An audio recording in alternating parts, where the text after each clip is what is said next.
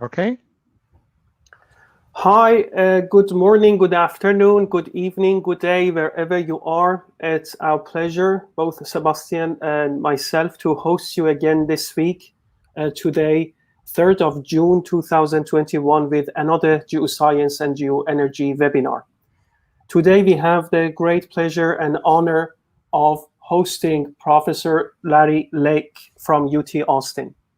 Larry is a professor of petroleum engineering at the University of Texas at Austin.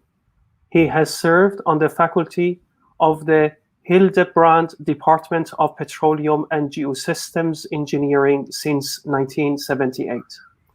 He obtained a bachelor's degree, Bachelor of Science, from Arizona State University and a PhD from Rice University, not so far from UT Austin, both in chemical engineering. He's a world-famous expert in reservoir engineering, geochemistry, fluid flow in porous media, and enhanced oil recovery, to name a few. Larry is a member of the National Academy of Engineering of the US. He has received several honors and awards that could not be listed here. Just read a few of them. He received a SPE honorary member since 2006. He holds that position. As a University of Texas Joey King Award for Professional Service in 2004, SPE de Goyer Award for Distinguished Service, SPE Distinguished Lecturer, Texas Society of Professional Engineers Dream Team, SPE Distinguished Member, and it just the list goes on and on. And to Claudie and Billy Hocott Award in College of Engineering in '99 and National Academy of Engineering of the US, as I said also. He has authored many distinguished and impactful papers, scientific articles, and also textbooks.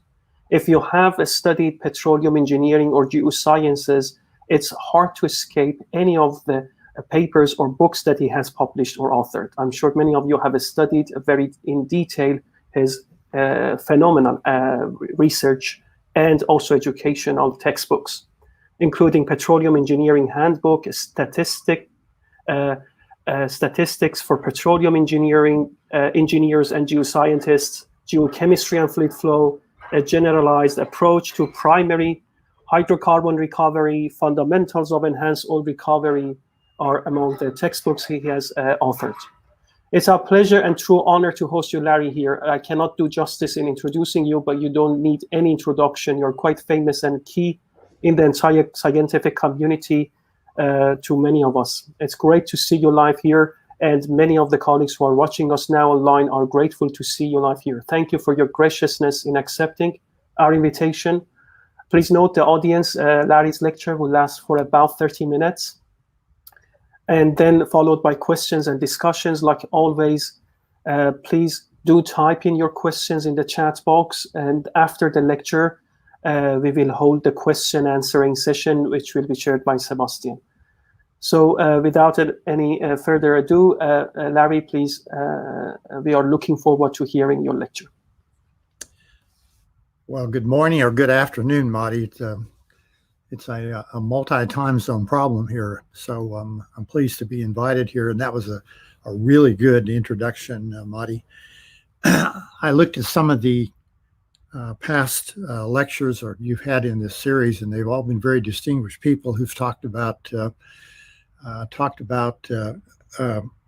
their work and what's new, and I thought, well, gosh, maybe I should try something a little different and talk about what's old.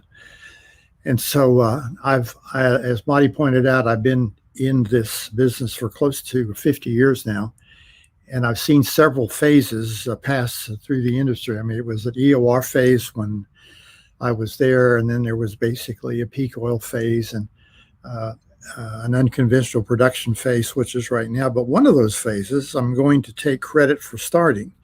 It's the reservoir characterization stage, because right after I got to the University of Texas, I was meeting with somebody from the Department of Energy, and he said, "What is the next big thing in petroleum engineering?" And I said, We just simply don't know anything at all about what we're injecting these expensive fluids into. And the next thing you know, I had a grant, and several grants, in fact. And what I've gone through is go back through history here with this presentation to just sort of review to myself what at least our group did here. So, first of all, I'm an engineer. I'm not even a petroleum engineer by training. I'm a reservoir engineer. So one had to learn a little bit about geology, and as is often the case, somebody from outside the field can actually make some pretty cogent observations about the field, and let me try to do that today. There's no particular organization here, and you'll find that I don't even have a conclusion slide. I'll just stop. So here's a quick summary, a geology summary. First of all, geology is endlessly complicated. And another way to say that is there's a lot more geologists than there are engineers. And there are vast fields of geology that don't even know how to spell oil. It's that complicated. Second of all, it is much broader than petroleum or groundwater applications. We forget that. And there's a big area of geology that studies volcanoes. More and more, there's areas of geology that study climate change, of all things. So it's a much broader application. But if I've learned anything, it's that all properties, and now I'm speaking about the groundwater and petroleum applications, all properties are heterogeneous. I get a mild amusement when I start reading a paper and somebody says, well, this is a very, very heterogeneous reservoir, as though it is a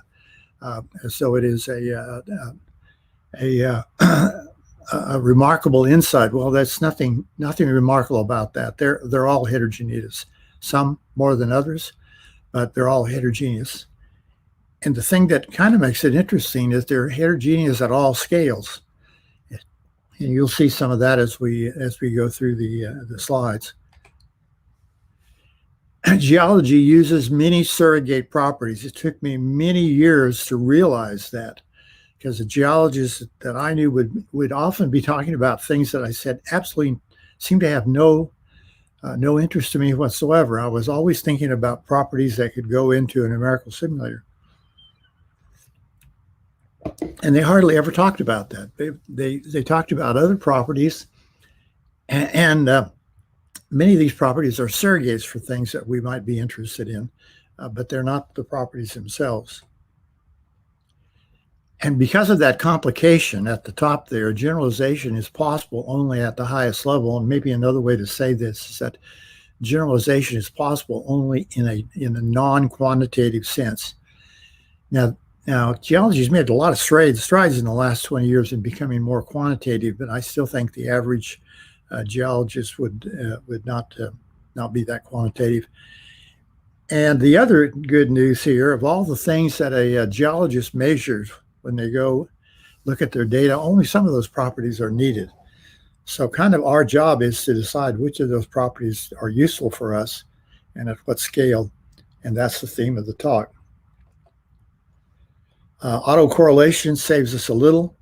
The fact that a value of a property measured at one location depends to some extent on the value at another location. And that leads us to a discussion of geostatistics, which I put a little bit here in the presentation about. So much of geology is process-based. And I bet there are more process than I'm showing here, but I've listed stratigraphy, diagenesis, and tectonics. And the one that I've worked the most with is stratigraphy, and I can't even spell tectonics. So as we go forward on stratigraphy, on geology, I'll be talking about stratigraphy. And this is a picture of which I put in just to show how engineers kind of look at geology. This is a picture of a sand dune, or a sand dune bed. And I defy anybody here to tell me what the scale of this picture is. I mean, is it millimeters from left to right, or is it kilometers from left to right?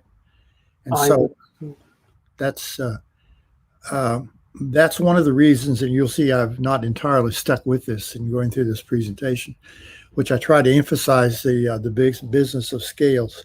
In addition to heterogeneity, I think scales are an important notion also. The other thing that I like to remind people, because I do believe that we forget this a lot. This is just a photograph of the Algerita Escarpment in case you're wondering where that is. It's just inside the border of New Mexico. And this is basically an outcropping of a reservoir type that is analogous to the reservoirs in the conventional reservoirs in West Texas. It is about 2,000, maybe 1,500 meters from here, from top to bottom. And the reservoir itself is something like this area here. But the most important thing here is the scale. These are cows. So this photograph has cows for scale. And if you think about, with modern technology, the size of a lot of simulation runs that are about the same, whose grids are about the same thing as size of the cow. Wow, this is quite a job. Somehow we have to take a few measurements and describe something that's this big. And please don't ever lose sight of the fact that the things that we're dealing with are enormous. So I worked a lot with aeolian sands. My colleague Gary Kasurk, who just recently retired from the University of Texas, worked on this. And one of the things that geologists do is they come up with classification schemes. And in these classification schemes, they introduce some terminology, but they also acknowledge the differences in scale. And so this picture right here shows the differences in scale, and it ranges from first order to fourth order, and it uses these words that I absolutely hate: gigascopic, megascopic, macroscopic. And the reason I dislike them is because nobody quite can use the same terminology. But let me try to walk you through this. So this is a picture, and a lot of these are outcrop photographs, and they are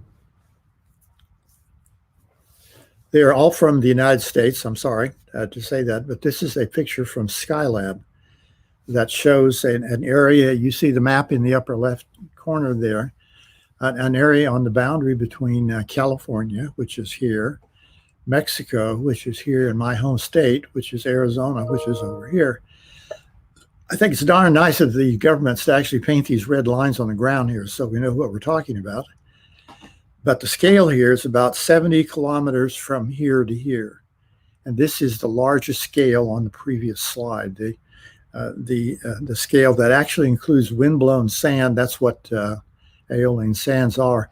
But it also has some evidence of some water flowing in here. It's about 70 kilometers and about 5 kilometers. And were you to drive from Yuma, Arizona to San Diego, you'd go through a section of it here, which is quite interesting. But that's the largest scale. That's the largest scale. And then as we step down, the second order scale, or megascopic, as we take this apart. By the way, I learned early on in this that it was very naive just to think of an aeolian system as being a bunch of blowing sand.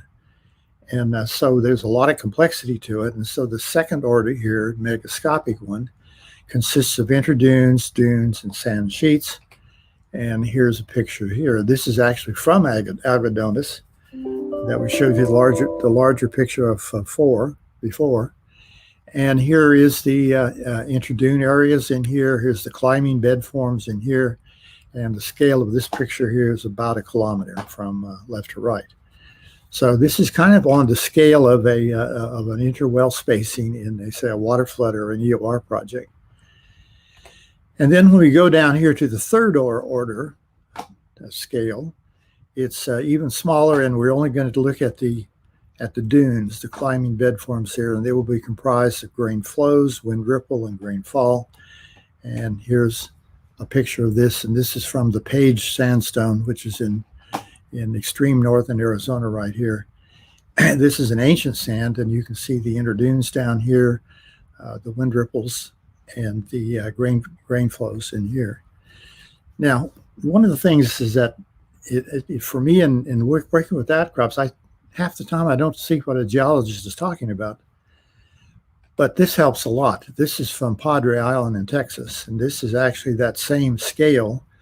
Looking at dune here, and I'm sure everybody's had this experience. You go to the top of this dune in here, and something triggers this little cascade or avalanche in here.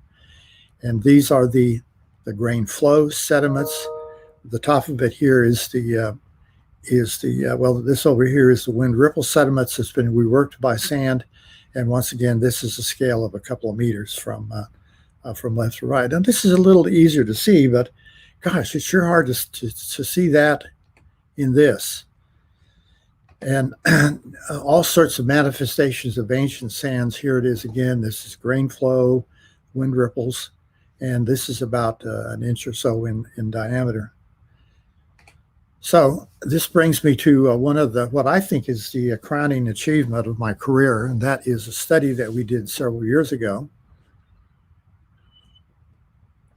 on the Page Sandstone. Page is here in the extreme part of northern Arizona. This is a picture of the outcrop. Up here is Glen Canyon Dam, and that is the boundary, forms the boundary between Arizona and Utah. And this is a wonderful outcrop because, first of all, there's no vegetation. Second of all, it's easy to climb up on it, except for this little area over here, right? Which means that we can send graduate students scrambling all over the place to measure properties on it. And most important, it's kind of a classic example of what an aeolian sand is. I probably should have said this more at the first, but there's oil production from aeolian sands in the North Sea, from the Gulf of Mexico, and from the Rocky Mountain region of the United States. And so over a period of 10 days, we studied this outcrop. The graduate students mapped it, and I'll show you some examples of it. And here's our cars over here parked on it. It was pretty tricky because it's in a national park, and so we had to get so many different permissions to do it. And we also, and this seems incredible to me, these days, we actually talked to an oil company to drill in a core for us. And if you can see it, here's the core, the rig right there. And there is the location, the staging location from the rig. It took over 20 helicopter trips to get all of the equipment up on that core, but yes, they did it. And here's a picture of the rig on top of the knob. And of course, we wanted to actually see how well the interior of the knob matched up with the exterior. And in the far background here is Lake Powell, and the far background is something called the Vermillion Eclipse, which is just this side of the Grand Canyon on the Arizona side of the border. We learned early on that if we're going to study permeability, and that was the one thing that geologists had not done very much of, was talking about permeability, is that we had to take a lot of measurements. And so we, I would say, developed, maybe invented a device called a mini permeameter. Some people call this a probe permeameter. And you see it action on the left here. This is the version that we had at Page. That's Mark Chandler, one of the graduate students that was there. And it was just simply a compressed air cylinder, which is here, connected through these rotor-me's and pressure gauges through this top right here. And after we had done this, we developed and marketed a much more sophisticated version, which is over here. And it would, in fact, fit on your back, and it would measure permeability. And so here's kind of the way we interpreted permeability. This is the mini permeameter seal right here. Here's the section over here. And this is a plot that's called the geometric factor, which is related to the thickness of the seal and the radius of the material being measured. And this is a geometric factor that is inserted in Darcy's law to convert the pressure measurements over to permeability. And yes, in fact, and I can't, this is an important slide, but I can't find the original slide for some reason. So here's a plot on this axis. This is the original reference here. Hassler sleeve permeability versus the mini permeameter permeability. And you can see it's not perfect, but it's not bad either. So it's certainly good enough for our work, and it's over the range of about 1 millidarcy to about 1 darcy. It's a pretty acceptable agreement. One of the things that we've never published, and I thought was pretty interesting, is that another student came along after we did this work, and he started playing with the mini permeameter. In fact, he took and mashed the tip so that it was kind of ellipsoid in shape.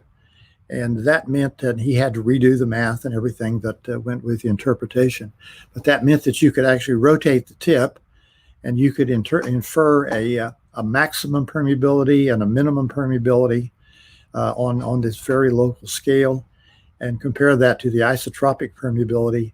And if I gave you time to look at over, there's 4 core samples there, you would see that Kx and Ky are pretty close to each other with this section right here. And all this has me believing that at least on this particular sample, the anisotropy is not really severe. So here's the main result. This is a histogram that shows the frequency of occurrence, vertical axis, and the permeability, horizontal axis. And you can see that the grain flow deposits were always higher in permeability and more heterogeneity. Wind ripple were in between, and interdune were the least important, and that's sort of something you can go with. In fact, a group at Shell actually, in studying the Gulf of Mexico reservoir, that is the aeolian sand, actually have come up with ways to sort of map these stratification types, and from that they use this information to get to assign permeability to their mapping. So this is kind of like the bottom line of the most important thing that we did. Remember, this is many years ago, so that's the big result. Now, it isn't as though we're stuck with aeolian sands. And here's another student who worked on, I think, a fluvial deltaic sand, and he's working on the Mesa Verde sandstone, which is here in northwestern Colorado in here. And there's not enough time to actually study through this, but here's the different stratification types. And down here is the comparison of the permeability results for each one of these things. And once again, we get a good agreement between stratification type and permeability. So here's the mapping at Page. This side here. And the graduate students did this. This is what took quite a bit of effort. In fact, it took the better part of a week to do this. And the top one here shows the interdune deposits, the bounding surfaces. The bottom down here shows the grain flow and the wind ripple deposits. This is a very interesting achievement. Remember, this would be the high permeability stuff. This would be the intermediate permeability, and these bounding surfaces will take to be the lowest permeability of all. So, leading to where we want to go, here's basically the permeability profile taken from the core that was extracted from Page. And it's a pretty realistic permeability profile. You can see up here is it's pretty high permeability. It is, after all, an outcrop. And you can see that my geology colleagues has broken this into units. And there down here at the bottom is a pretty classic thumbprint for the way the permeability and the geology come together in aeolian sand. High at the top, falling to the bottom, and then abruptly, more or less abruptly, getting high again, and the thing just sort of repeat itself from the top to bottom. I've seen this would be fining downward sequence, and sometimes fining upward sequences that repeats itself. This seems to be a characteristic print of geologic features. So just a little travelogue. We didn't study all these, but I got some pictures from the Bureau of Economic Geology and thought I would show you this. These are outcrops that are available to be studied in the United States. This is the Fruins Castle sandstone. Here's a close-up of Fruin Castle, and I show this to emphasize once again that what you observe here depends entirely, not entirely, but largely on the scale. This picture don't look very much alike. Here's a outcrop from a South Dakota road cut. Here is an outcrop from Texas. And this is in Bell County, and in Texas, of course, things are more vegetated, so we don't have such wide exposures in here. But they've gone through here, and they have drawn the boundaries here between these different units. Without these orange lines, I would not know there was any difference here whatsoever. But a trained geologist can see it. Here's another one that shows the White Creek Walk, and this is once more a scale in here, and this is a limestone that is being studied, and I'll skip that one. This one is very close to where I live. This is a road cut that shows the different formations, the Edwards and the Georgetown formations, and once again, I would not even be able to tell you there was a fault there, even though it's exposed, without having somebody tell me that it's there. And then finally, here's another outcrop photograph, and the one I like the best is the next one, because this is no more than 5 kilometers from my house. That shows in the background city of Austin, down here the different formations, and gosh, you do have to have some training to be able to identify these things are. But I'd like to remind you that a geologist can tell you about all these things, and remember, it is endlessly complicated. Now, that's kind of a summary of what I showed at first, and I can keep going, Hadi, but are we out of town? No, we have 5-10 more minutes. Okay, 5-10 more minutes. Well, this leads to a question about how do we translate all of this stuff into a numerical simulator. And it's hard enough to make an association between geology and permeability, but the real challenge now is making an association between the complicated geometries and the simulation model. And so here's a Geostatistics Summary. Now remember, this technology has been very advanced in the last few years, and so here's my summary of it. First of all, geostatistics is endlessly complicated. It is almost as much as geology complicated. There are so many different varieties of it and different ways to look at things. And I would say, just as I said, there were more geologists out there than there are petroleum engineers. There's more statisticians out there than there are petroleum engineers. So it is important to realize this. It's really important to realize this, and it took me about 10 years to realize it, is that the geo in the word geostatistics is not the same as geo in geology. I mean, all they're trying to suggest to you, these are techniques that can be applied to the to properties of the Earth. What it really is a study of autocorrelated variables. And statistics as a science is only about 100 years old. And in statistics, the study of autocorrelated variables is much younger than that. These are variables that are self-correlated.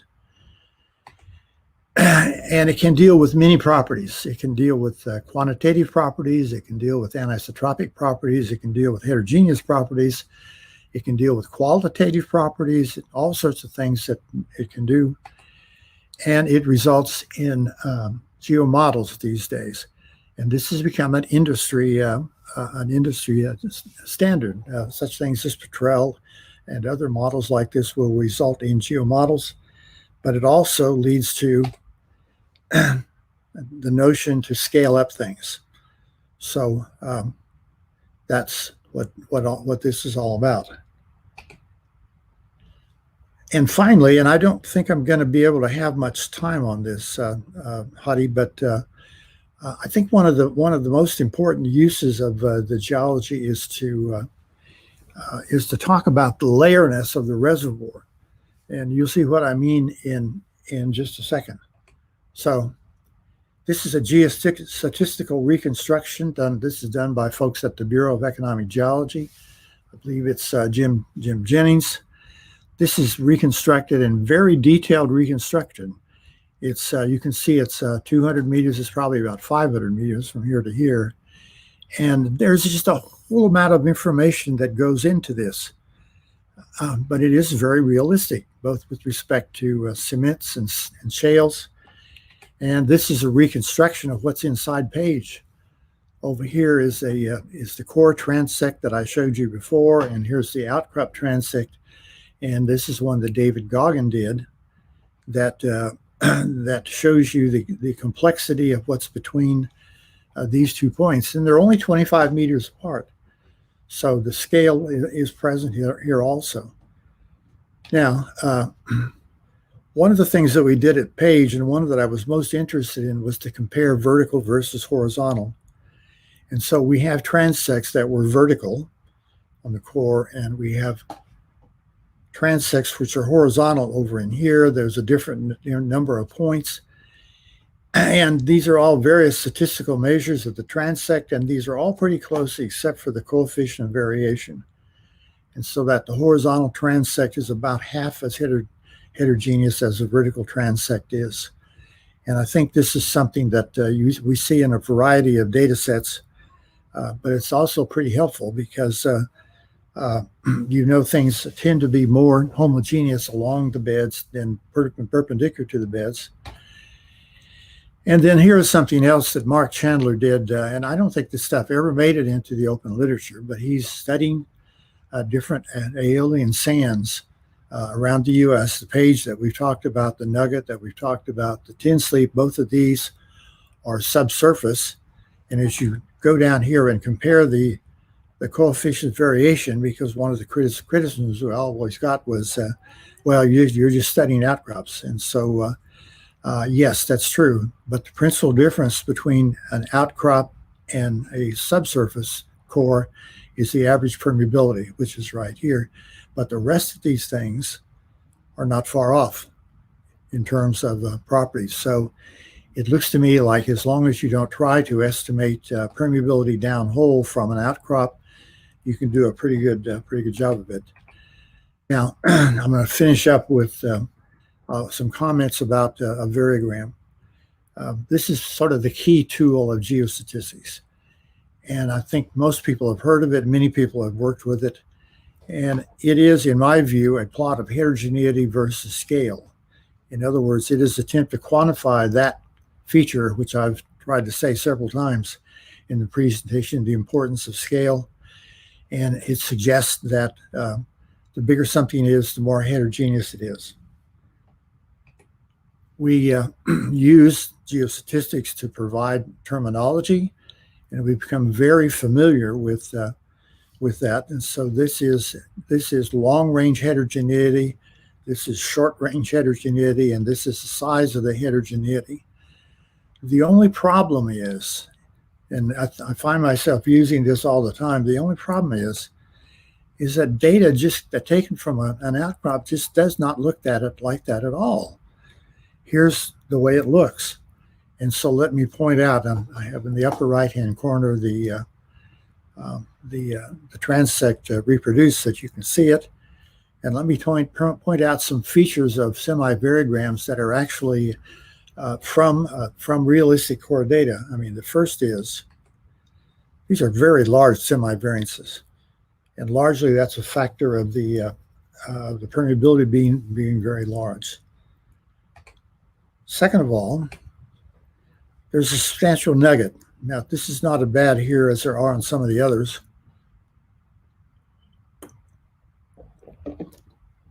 But this means there's a lot of small scale heterogeneity. Third of all, it's oscillatory. And if you squint your eyes a bit, you can see that these frequencies of these oscillations more or less correspond to the frequency of the oscillations over here. But it just doesn't look at all like a spherical semi-variogram. Helps a little bit to make the plot on a log-log plot. So this is the same plot, but on a log-log scale. And they're always smooth at the smallest scale. There's always a short-range autocorrelation distance, which in this case here is 100 units. They're always unstable at long ranges, and the slope of it is somewhere around 0.2. And I don't have much time to go through any more than this, but I'll skip that one. Is to say that this is a similar variogram taken from a San Andreas outcrop, and these things, of course, are very different than an Aeolian sand. But you see some of the same features in here. You see an oscillation at a long distance. You see the hint of unstable sill over here. You see a large nugget. In fact, I think one of the attributes of a carbonate, which San Andreas is that the nuggets or the small scale heterogeneity are always very high. And of course, then you see the oscillations here again. So here's the log plot of semi-variograms taken from the Algerita escarpment. That's what I showed you at the first part of the talk. And you can see this is the vertical semi-variogram. This is the horizontal semi-variogram. And these, of course, do not overlap here because Algerita has some vegetation we couldn't measure in the middle here. Also, it was dangerous to the student's health. But you see, they're not terribly different. They have about the same slope. And once again, we see hints that reservoirs are more homogeneous in the horizontal or lateral direction than they are in the vertical direction. So I'm going to stop there and ask if you have any questions. Anybody? Thank you very much, Larry. We could continue for hours. I mean, this story got us quite absorbed. I am not sure if you want to finish at this stage, then we could take the questions from the audience now, and then we will see how the discussion would go. I'll tell you what, I'll take the questions now, okay? Okay, if you take the questions now, then let's do that. So thanks very much again. There are plenty of questions already posted. We have plenty of questions ourselves too, but we give the floor first to the audience. Sebastian, please. Yes, thank you very much, Larry, for absolutely great talk. And what I found tremendously fascinating is your pioneering work of trying to think about geology like a reservoir engineer and characterize geology in terms of its flow behavior. Or like Mark Bentley, who spoke at the webinar, said about a year ago, think about geology how the fluid sees geology, not how the geologist sees geology. Yeah, and before I start with the questions, just with some really appreciative comments, I'm going to read them out who came through the Q&A session. So one of your old companions, Patrick Corbett, says, Larry's slides are collector items. So we have them archived now here in the talk. May I just interrupt? Larry, do you see us? No, I cannot. Could you stop? Could you stop sharing your presentation? Okay, yeah. Do you have us back now? Yeah, I do. Yeah, now, good, excellent. So we have some visual now. Patrick is very familiar with this work. Yes, of course. It was kind of a walk down memory lane. So, yeah. And I think he has he put a little poem together that got a bit butchered with the format, but if I read this correctly, Patrick is our geopoet now. Mm-hmm. Very slow. Larry says, Kova, long time ago, is all you need to do a measure of heterogeneity is as predictive as any parameter can be. I hope, Patrick, that was your poem. It's not, I got your poem right there.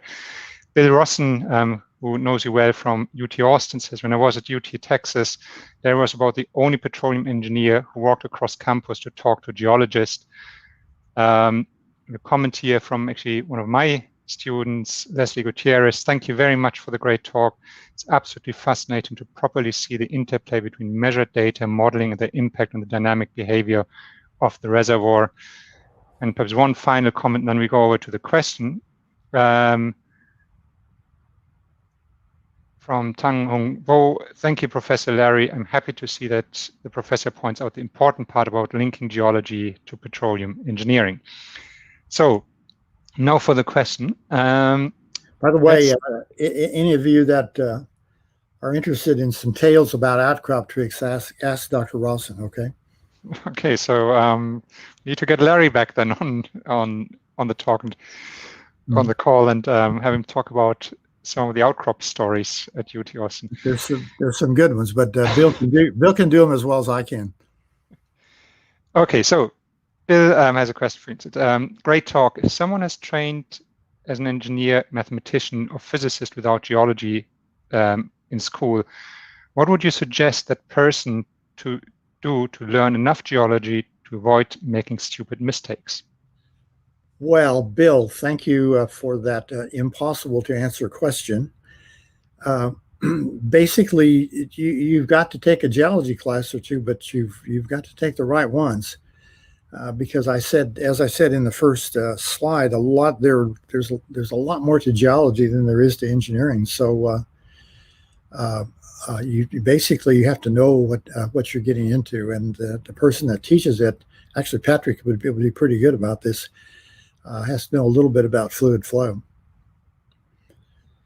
So we need to get Patrick out of retirement. Then yeah, we do, and you need to go on a field trip. Despite all of my joking, and my joke is that nothing a geologist likes to do. There is nothing that a geologist likes to do better than take an engineer on a field trip, right?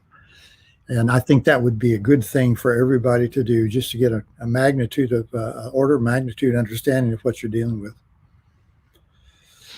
Even in the pandemic, I remember the discussions we had at TU Delft with our geologists. They insisted our students need to be in the field, and we can't really avoid that with always just virtual classes.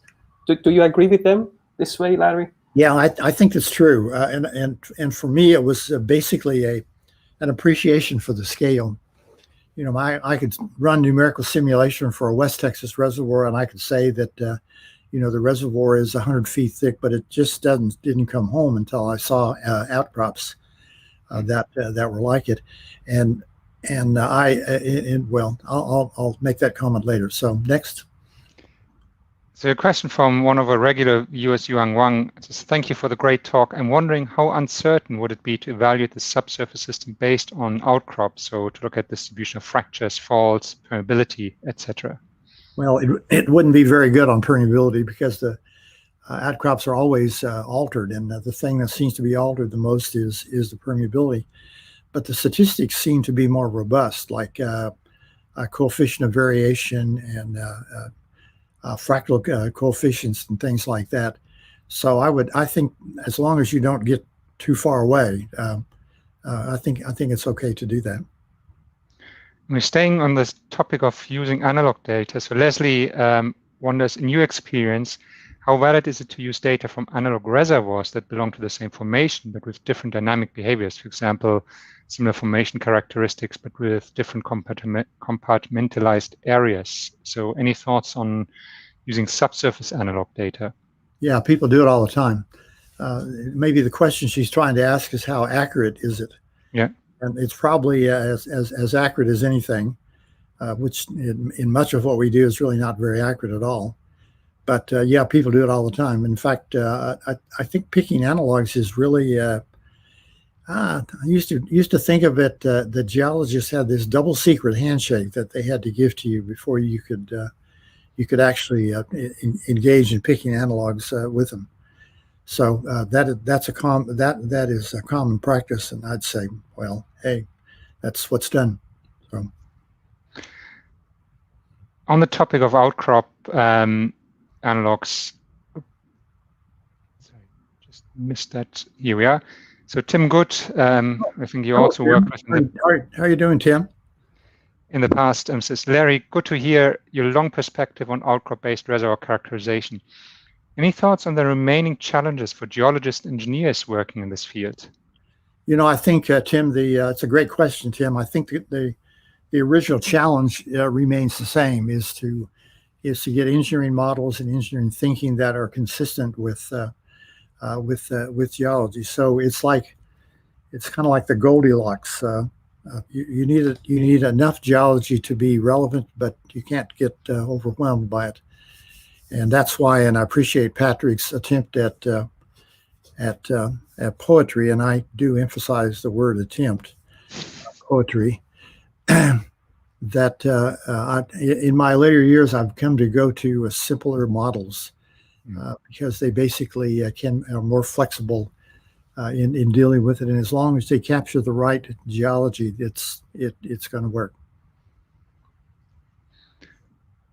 Your question from Abuzar Mizai Paiman. Great talk, thank you. Is the role of geology or geology science in modeling conventional reservoirs identical to the role in unconventionals? Is it less important? Is it more important? We are finding out that it is important, and I would be surprised that it isn't. What seems to be the case is that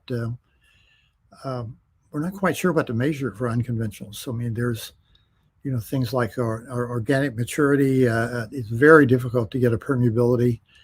And so my students have been working on unconventionals from a much more simplistic standpoint. But I think we'll find out that unconventionals are every bit as heterogeneous and every bit as heterogeneous at multiple scales as the conventional reservoirs are.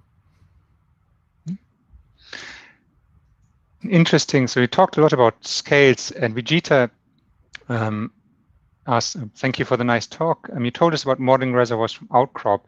Any thoughts on modeling reservoirs, including the data from micro CT scans plug samples, so much smaller than what we observe in outcrops? Yeah, and all I can think of here is what the Chinese used to say: "Let 1,000 flowers bloom."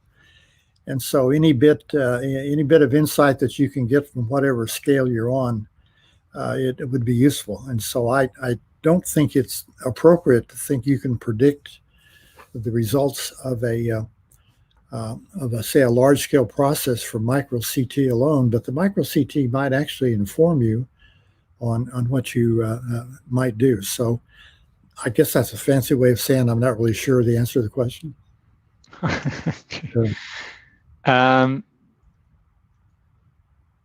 We have a question from Tan, and he says, thank you, Professor Larry.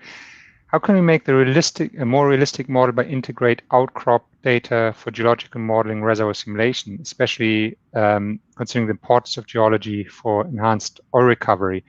So any thoughts on how we integrate the data? Well, the thought what you are.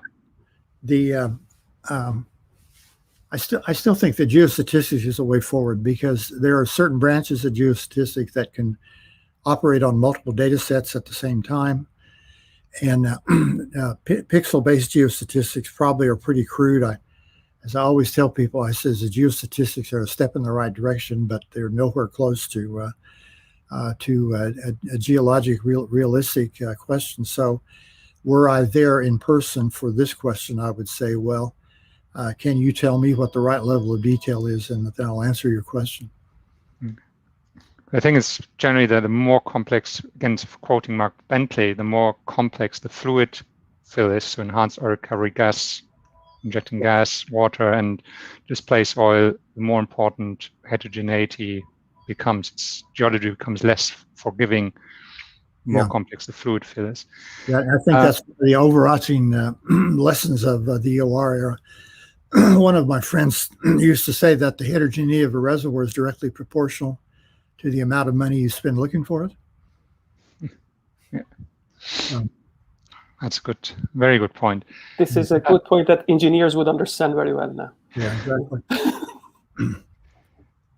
A request from Mohamed Mirzai. It says, again, great talk, Dr. Lake. What is your comment on changes to the GeoModel to obtain a history match? The most famous being global permeability multipliers. How do we, I guess what Mohamed is asking, how do we preserve geology best in doing history matching, considering the knowledge that we can get from outcrops?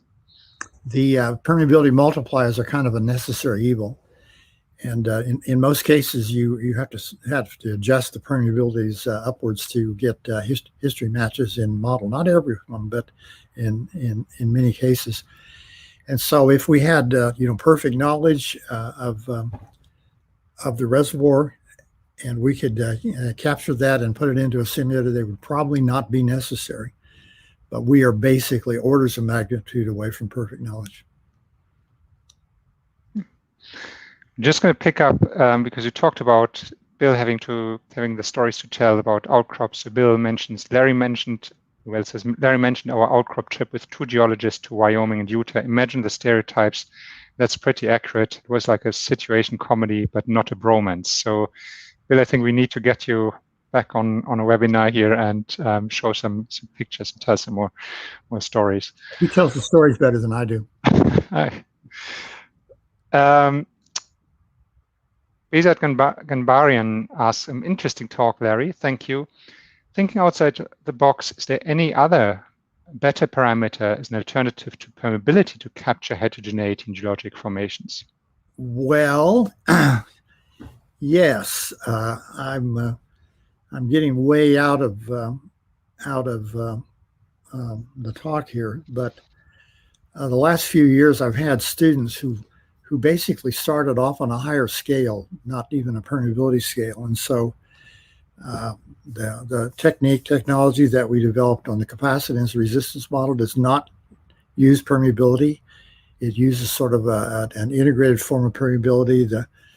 The techniques we're using on extrapolating unconventional production from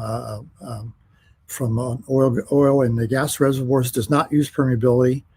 It uses things like time constants and stuff like that.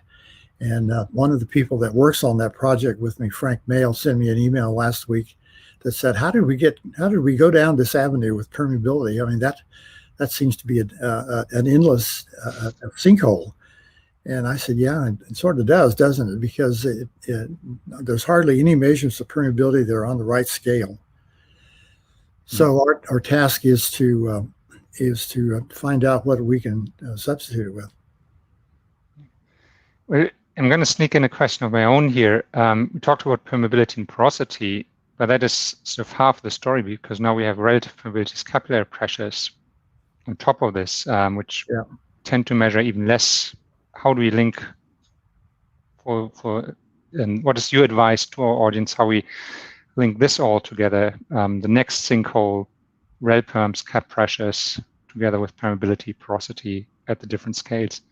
Yeah, that reminds me of a comment that many people know. Norm Wardlaw, who was a geologist in Calgary for many years, and he was absolutely shocked to realize that we did not measure relative permeability with the same frequency that we measured permeability. I said, "Yep, it's true." I mean, I've had many consulting jobs where there were no relative permeabilities at all. And so I think it will turn out to be true that the relative permeabilities will be heterogeneous. We already appreciate some of that heterogeneity as being tied to wettability and things like that. But the practical nature of it means that our best effort is probably a simple model and always try to account for the uncertainty. Great, thank you. I don't see any questions coming through from the audience at the moment, but I know that Hardy wants to ask you some questions. At least that's what. Larry, I have plenty, but now taking the chance of the last few minutes that we have with you, you were one of the pioneers in connecting engineering with geology as well. And now we have new classes of students who are learning geosciences in different schools, watching this webinar live, or later watching the record. Yeah. What did you learn by this cross-disciplinary work? And what is your advice to the new talents? Well, the main thing that I learned is that there is a source of knowledge out there apart from quantification. Is that you can absorb things, you can observe things, and you can make comments about things and learn things and actually make useful comments about things without ever putting a number to the computer screen, things like that. And so I would counsel people who want to get into this is that you got to constantly focus on the divide. So if the geologist says fluvial deltaic, what does that mean to your model? Constantly focus on the separation there. I see. And one perhaps a bit more technical one, as you mentioned very wisely, there are multiple scales in both spatial scale and temporal scale to describe the same system. Yes. So this is maybe very simplified question, but what is the right scale to look at the same problem? Do we have to scale it across the scales, or? Hadi, I'm going to. I've actually thought about that question quite a bit, and where I'm, we start with geology, which is more or less outside of the realm of engineering, and we do engineering, and now I'm going to go outside the realm of engineering. The appropriate scale is a decision scale. It's the scale at which you decide to do a project, decide to spend money and things like that. And sometimes that's not, we don't have that scale at all. We have interwell scale and microscopic scale and things like that. But what will help you make a decision is decision scale, and that's really the name of the game. It's not very scientific, but I think that's a way to go forward. Thanks a lot. Thank you very much. Sebastian. I'm going to take one quick question, then I close with one comment that I think speaks for all of us who listened to your talk, Larry. So one final technical question from Ali Al-Mansouri. Thank you for the nice talk, Larry. How accurate is it to link characterization of channeled outcrops with channelized systems in the reservoir? So how do you have any thoughts you can share on this topic? Yeah, I have a lot of thoughts on this, and if the outcrop contains the channelized system, then of course it's most of what I've been saying here applies. But if it doesn't, then you're going to have some sort of an extrapolation tool, and it seems to me that absent of being able to do this with seismic, and sometimes you can do it with seismic, you basically will need some statistical tool to do that. Okay. So I'm going to close the Q&A session with this comment. It's not a question, but I think Mosen speaks on behalf of pretty much everyone in the audience, certainly on behalf of Hardy and myself. Dear Larry, thank you for your inspiration, pioneering work in the past 50 years. You inspired many young researchers, including myself, and I certainly subscribe to that notion. So thank you very much, Larry, for a great talk. Thank you for your time. Thank you to our audience for excellent questions and participation. Patrick says, well, I guess Larry won't be moving into geopoetry pretty soon. Maybe just me not reading the poem with the verve that it desired. So apologies for that. But what again, thank you. What I would say to Patrick is, when are you going to move into geopoetry? But anyhow, everybody has some very kind comments, and thank you very much. Thank you much, Larry, for your time. Great, good. Thank you for the invitation, Hadi. It's great. And Hadi, some final comments from you quickly. Thanks. Yes, our pleasure and honor, Larry. The next week's speaker is Bo Gu, Professor Bo Gu from the University of Arizona. Bo will speak about compositional two-phase flow and nano-confined phase behavior in shale rocks. Please still stay happy, healthy, and tuned into our channel until next week, the same time, 4 p.m. Central European, 3 p.m. British time, and 9 a.m. Texas time, 7 a.m. California. Stay happy, healthy, and tune in. And thanks very much, Larry. It was a great talk and a lot of wise words we learned today from you. Thank you very much.